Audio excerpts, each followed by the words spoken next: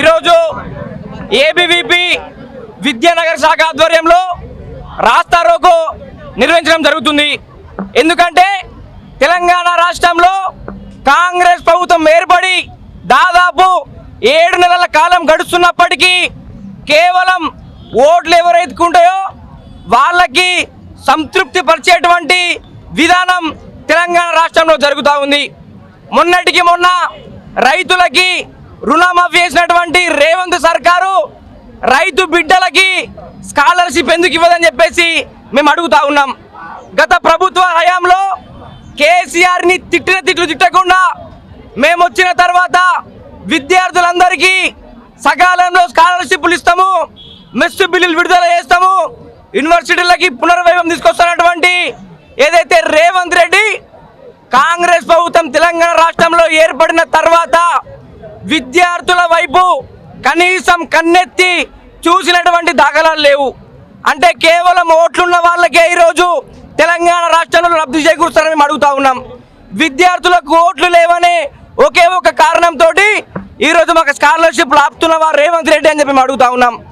ఈ రోజు కావచ్చు, రేపు మా అందరికీ ఓట్లు వచ్చిన తర్వాత నిన్ను తుంగలో దొక్కకుంటే ఏబీవీపీ కార్యకర్తలు మేము కాదని చెప్పేసి మేము తెలియజేస్తా ఉన్నాం.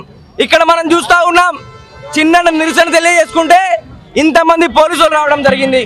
గత ప్రభుత్వ హయాంలో రాచరిక పాలన, దొరల పాలన, గడీల పాలన అని చెప్పినటువంటి రేవంత్ రెడ్డి కాంగ్రెస్ ప్రభుత్వం వస్తే ప్రజా పాలన ఉంటుంది, ఎవరైనా నిరసన తెలియజేసి చెప్పినటువంటి రేవంత్ రెడ్డి విద్యార్థులుగా మేము మా ఆక్రోశము, మా ఆవేదన వర్షం పడుతున్న వర్షాన్ని సైతం లెక్క చేయకుండా మా స్కాలర్షిప్లు మాకు కావాలని చెప్పేసి నిరసన తెలియజేయడానికి వస్తే ఇంతమంది పోలీసులను పెట్టి మమ్మల్ని లాపుతావా? మేమేం అడిగినామయ్యా? కోకాపేటలో ఎకరం భూమి అడిగినామా?